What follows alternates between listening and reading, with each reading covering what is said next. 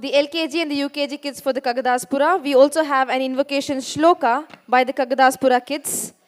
I welcome Darshana, Ima, Bhumi, Antak, Anvika, Aditya, Anshika, Dhanya, Medansh, Rihan and Manat on the stage for singing the shloka.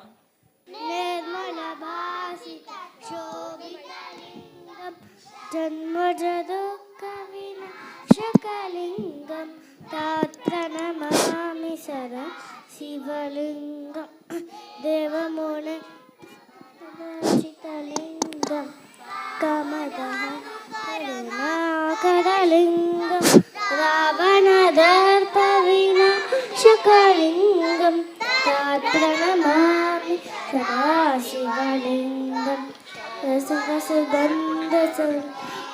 सर्वसुगन्ध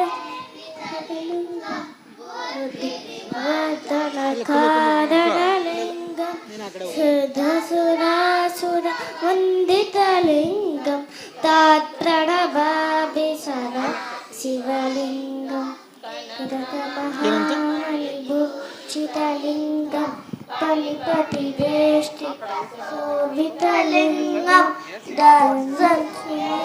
विनाशकलिङ्गं तात्प्रणमामि सदा शिवलिङ्गं कुमचन्दनलेवितलिङ्गं पङ्कजहार सुशोभितलिङ्गं संशितपापविनाशकलिङ्गं तात्प्रणमामि सदा शिवलिङ्गं देवचितसेवितलिङ्गं भावै भक्तिभिरेव च लिङ्गं दिनकरकोटिप्रभाकरलिङ्गं तत्प्रणमामि सदा शिवलिङ्गम् अष्टदलोपरिवेशितलिङ्गं सर्वसमुद्भवकारणलिङ्गम् अष्टदरिद्रविनाशकलिङ्गं तत्प्रणमामि सदा